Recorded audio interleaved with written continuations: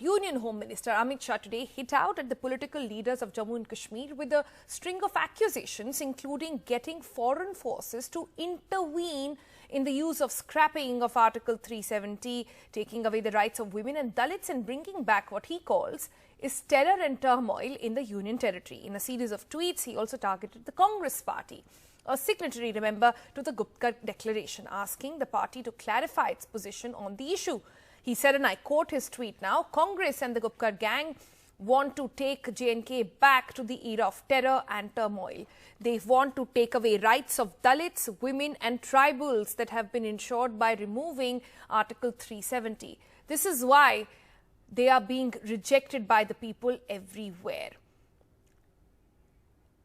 ऐसा है, इस पर मैंने कल विस्तार से प्रेस कॉन्फ्रेंस किया था और बहुत अमित शाह जी ने सही लिखा है, ट्वीट किया है कि क्या है उनकी कहानी।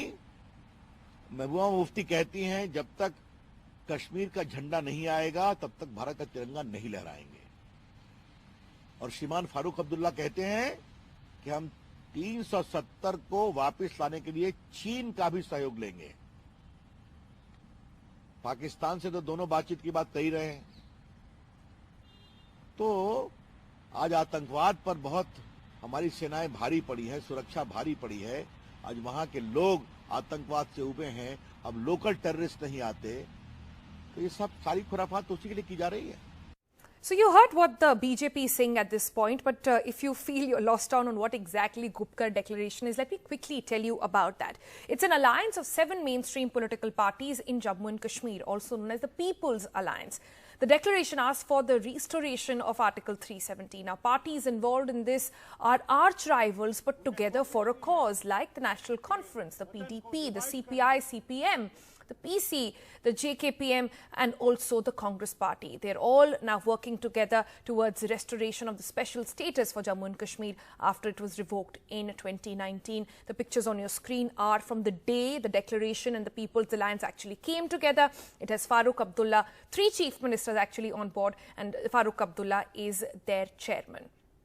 In fact, Farooq Abdullah had said this at the time when they formed the alliance.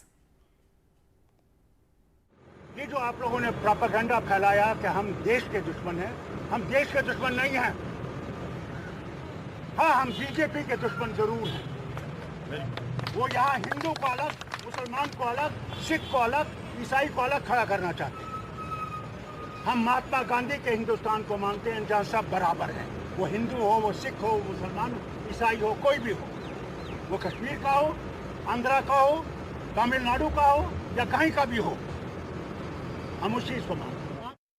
All right, Nazir Masoodi joins us for a perspective on this story. Now, Nazir, we've been talking about Gupkar Declaration for quite some time, even the People's Alliance for that matter. So far, we've had no response from the BJP. In fact, only the local leadership speaking up against the declaration, saying they'll be rejected one more time and that all this is anti-BJP propaganda.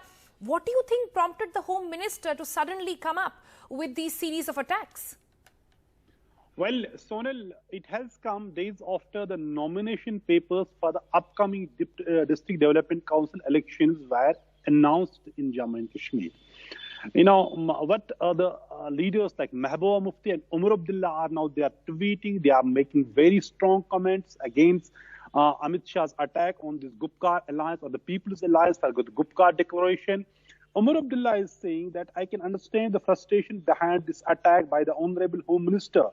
He had been briefed that the People's Alliance was preparing to boycott elections. This would have allowed the BJP and newly formed King's Party a free run in Jammu and Kashmir. We didn't oblige them. In another tweet, Umar Abdullah is saying only in Jammu and Kashmir can leaders be detained and called anti-national for participating in elections and supporting a democratic process.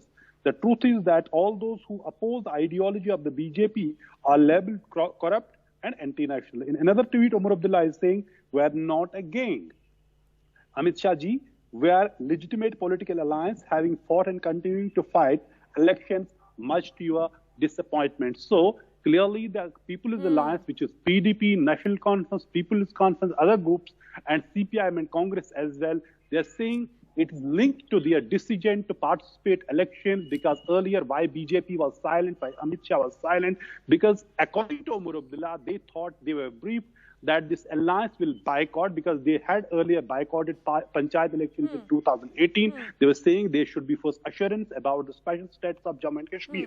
Now, there was a presumption that after this election, alliance was stitched by the political parties here post abrogation of 370, they may boycott elections. And in the meantime, Centre announced District Development Council elections and by-elections for 12,000 panchayat seats in Jammu and Kashmir. So perhaps they are saying what Umar Abdullah's tweet, it clearly shows. So they have actually upset their calculations. They are contesting elections. They will not allow BJP and their partners in Jammu and Kashmir a free run. So they are clearly linking it to their decision to participate in elections.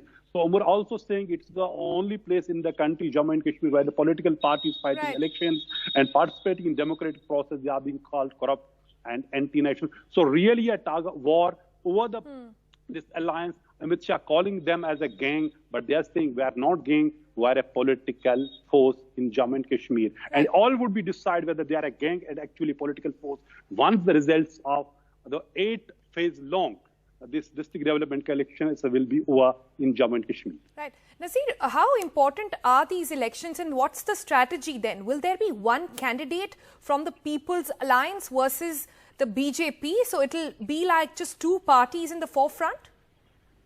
Well, already these nomination papers have started. On 28th would be the first phase of this election. This is a long drawn out process. In 8 phases, elections in district development councils in 20 districts of Jammu and Kashmir will be held. People's Alliance has already made a seat sharing arrangement within themselves. For example, in a place where PDP will field a candidate, NC National Conference will not field a candidate. Similarly, all those places where National Conference is fielding candidates and PDP is not fielding the candidates. In fact, Farooq Abdullah has been made the chairman of this alliance, and finally, he's actually approving each candidate from all the parties, be it People's Conference, be it CPM, be it PDP. So kind of, unusual, alliance in Jammu and Kashmir, where bitter political rivals have come together to fight election and to show, look, this is the first electoral process, democratic process, post-abrogation of 370, who has the mandate of people. That is a major political message from Kashmir. Once this Jammu and Kashmir, once this election is over, BJP will be having an embarrassing position. If they lose it, they will tell the country, look, people of Jammu and Kashmir are with us if they win this election. But since this alliance has come together and fighting it jointly, it would not be easy for BJP this election, as Umar Abdullah is trying to say that they will not have a free run if they had boycotted and they didn't oblige BJP and its partners in Jammu and Kashmir. So really very interesting politics is being played out in Jammu and Kashmir as Umar Abdullah, as Amit Shah calls People's Alliance in Jammu and Kashmir. Interesting indeed. So these elections now being turned into a referendum of sorts on which way the people of Kashmir actually stand on this issue. Interesting how such a small election is playing out nationally also now, with the Home Minister jumping into it as well. Neeta Sharma also joins us. Neeta, you just heard Nasir speak about the politics of it all, but what exactly are you hearing from the Home Ministry when it comes to Article 370? See, as far as the Home Ministry is concerned, Sonal, it has been done. The deal which has been done, it cannot be, again done away with. They have been sticking to their stand as far as 370 is concerned, that it will not go away. It has also got them very good results as far as other state elections are also concerned. Whenever Prime Minister or the Bharatiya Janata Party has raised a pitch as far as Article 370 is concerned, it has consolidated their votes. But the similar situation won't be there as far as Jammu and Kashmir is concerned. Especially after these land reforms, which the Bharatiya Janata Party has got. It would have different connotations for different regions. It will play out differently in Kashmir region, it will play out differently in Jammu region and differently in Ladakh region. That is the main worry of Bharatiya Janata Party. They know now that all these alliance partners are fighting together in a seat sharing formula is already decided by them. So, what if the BJP's vote, dips a little bit, even in Jammu region or even in Ladakh region? That is the main worry, and that is why, again the narrative of Article 370, how the Gupkar gang is coming together, all these kinds of narratives are being pulled out, and none below, then the Union Home Minister himself is tweeting about it. To counter him, Mehbooba Mufti has also said that the BJP can stitch alliances and fight elections wherever they want, but if other parties stitch alliances, then they are called Gupkar gang. She in fact has gone further. She says first they label us as Love Jihad, then they say Tukre Tukre gang, and now Gupkar gang. The BJP has been labeling people. Even Omar Abdullah has hit out at the Bharatiya Janata Party and Union Home Minister Mr. Amit Shah, saying that we are not Gupkar gang, we are we are political parties who are fighting elections democratically. So obviously the war of words have begun. It's the 8th-phase election starting from November 28th. Last time, when this election had taken place, all these local parties had not participated in it, but this time they are participating, and that's what is dithering BJP. Sonal? All right, interesting there. Thanks, Neeta, for your perspective, and to Nazir as well. Let me take it forward to our political guest this afternoon. We've got Brigadier Anil Gupta, Chief Spokesperson of the BJP in Jammu and Kashmir, and we have Mohit Bhan, the spokesperson for the PDP. Brigadier Gupta, let me begin by asking you, so far, every time we've discussed Gupkar, and you've been on the program earlier, it's been about a local issue. But now with the Home Minister jumping into this, entire BJP brigade of sorts, look at the infamously called chronology in this one. You had Amit Shah tweet about it, then immediately after that Ravi Shankar Prasad gave out a press conference and a briefing. Immediately after that, several other top leadership of the BJP jumping in. So there seems to be a calibrated effort to try and take on the opposition at this time. Certainly, if the opposition is to be believed at this point, this is stemming from the fact that there is serious threat to your party in the upcoming elections. Sonal, there is nothing wrong in stating the obvious. You see, what has Amit Shah said is obvious. Look at the chronology. Gupkar 2 was announced when China and India were fighting each other in Ladakh. Thereafter, when China became adamant, they announced the Gupkar alliance. And thereafter, they said, we will not contest in elections. We will stay away from it till 370 is gone, 35A is gone.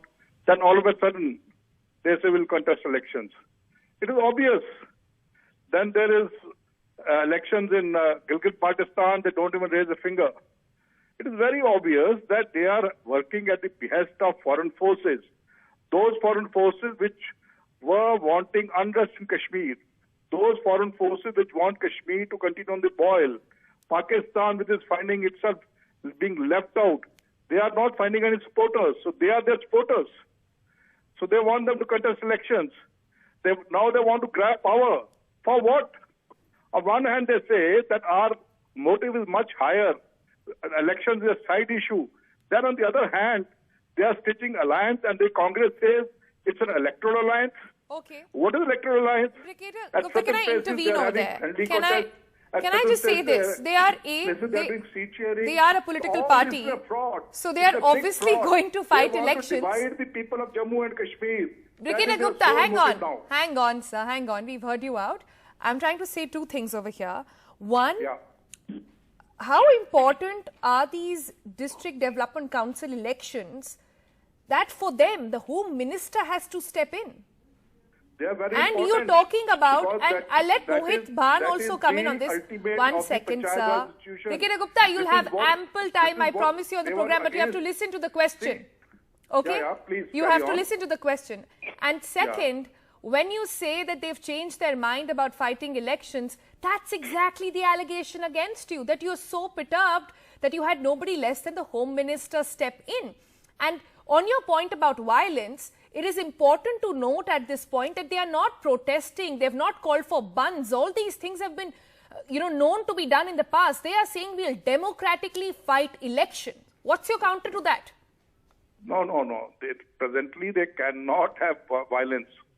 The arrangements have been made such that they cannot go in for violence. But whenever they have been in power, there have been violence. They are the ones who bring violence to Kashmir.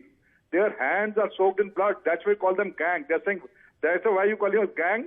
They're a gang because their hands are soaked with blood of the Kashmiris. That is the reason. Now, so the elections are concerned, this is the most important election in Jammu and Kashmir, to which these people have been objecting. They didn't want Panchayat Raj here. They did not want the power to shift from Gupkar Road to the villages and the cities. That is the problem. Now, why they're doing all this? Just because their leaders in Jammu say something else, in Kashmir there's something else. They are dividing the society, they are dividing the people. They are just power seekers, power hungry, nothing else. Okay, Mohit Bhan, respond to that. What should I respond to a rhetoric? There is nothing factual which I should respond to. Brigadier Saab's comments were so haywire, from contesting elections to bringing in violence. So let me figure out, okay, they called us a gang or maybe an anti-national. So it's nothing, particular to somebody from Jammu and Kashmir. Anybody who says anything against BJP or tries to put up a face against BJP is an anti-national, be it a Bihari, be it a Bengali, be it a Dogra from Jammu, be it a Kashmiri, anybody. Yesterday, there were youth who were demanding for restoration of 4G in Jammu. The BJP Jammu's, spokesperson, Mr. Sethi, said anybody who is demanding 4G is a terrorist. They should go to Pakistan. So this is what their stand is. So anybody who stands against them is a terrorist, is a Pakistan. So I don't take his comments or his words very seriously. The second point he said was that they are befooling the people in the name of the election. I'm sure that they will be certainly disturbed because of the alliance getting stitched and putting up their candidates in the fray, because they wanted to they wanted their gang to get success in these elections. The gang, in the name of Apni Party, which BJP stitched by breaking people from different political parties, and they wanted this gang to have some face, some ground in Kashmir, and have they wanted a free ground, a walk over everything. Now they are disturbed. They are disturbed to a position because they lied to their leadership. The entire BJP leadership lied to their leadership in the Delhi. Now the Delhi leadership has, all of a sudden woken up and seen that they are losing the ground. Be it Jammu, be it Chenab Valley belt, be it Kashmir, they are losing their ground everywhere. Okay. So now Mohit, this is the reaction to the right. first to the local Mohit, leadership. I have another question. Why are these district development council elections so important and so crucial? Yes, absolutely. It's a very important question. I'll tell you why these are so important. See, last time what we have seen in the past Panchayat elections also, and in the municipal corporation elections in the Kashmir Valley also. In the municipal corporation elections, you see in the past 2.5 years, 4 times the mayor has been elected and then undemocratically seated from his seat by the BJP so that they can put up their own person and further disempower the system. In the Panchayat elections also, you see 13,000 seats are still vacant. The Panchayat elections, the 13,000, they claim that they have given, they have empowered the Panchayats and all. 13,000 Panchayats are still empty in Kashmir. So all these seats, all these, the erosion of system which systematically BJP is doing or putting their people in place has to be stopped. There has to be a democratic resistance against this erosion of system. Okay. So that is why these DDC elections, and it is not that the leadership decided this time to elect the to go into the DDC polls. It was the people. It was the feedback from the people, because the people suffered so much. It is not only in Kashmir I am talking. In Chenab Valley belt, in Jammu belt, it was the people who came up to the people. When this PATD alliance went to Jammu, you must have seen how many delegations went and met them. Okay. It was not that they were boycotted by people. A lot of people from all the communities went and met the leaders. And it was these people who said that you should not boycott. You should, because BJP is getting a walkover. So you should contest. So that is why we contested these elections. All right. Mohit Bhan, Brigadier Gupta, thank you so much for joining us on NDTV with your perspective.